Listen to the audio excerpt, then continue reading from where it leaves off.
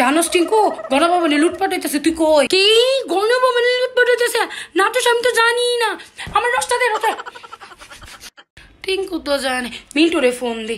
Hello Mintu, তুই তো গণভবনে গেছস, তুই কি লুটপাট করতেছস? আরে দোষ, আমি তো গোসল করতেছি সুইমিং পুলে। 4 মাস ধরে আমি গোসল করি না। উডাঙ্গিও লিডারে ফোন দি।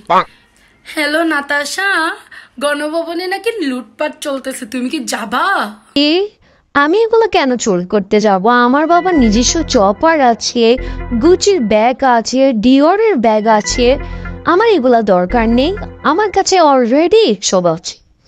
ওফ, যেসব যাতা না। এই জলদি দে আমারে, এটা অনেক মানায় বসে এখানে না মনে হয় বিয়ের দিন পড়ছিল, ফিরিয়ে নিমি সব এখন দুধে দুলা তুলছে, তা কেউই যাবো না। মুখলস রে ফোন দি।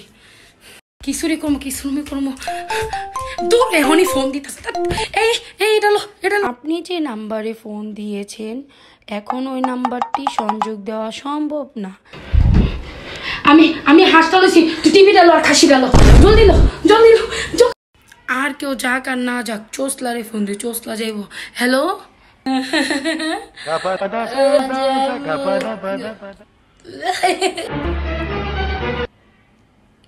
মনে হয় আবারও খাইছে।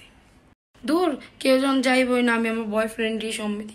হ্যালো জানো কি হইতেছে? গণভবনে লুটপাট হইতেছে। তুমি কিভাবে জানবা? তুমি তো জানোই না, তুমি তো তোমার বিজনেস নিয়েও ব্যস্ত।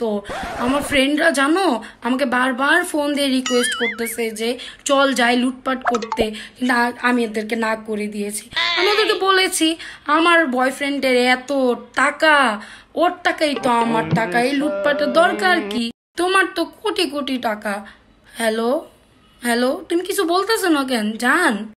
কথা কি যায়? হ্যালো হ্যালো, তুমি কথা বলতেছো না কেন? তুমি কি আমার কথা শুনতেছো না?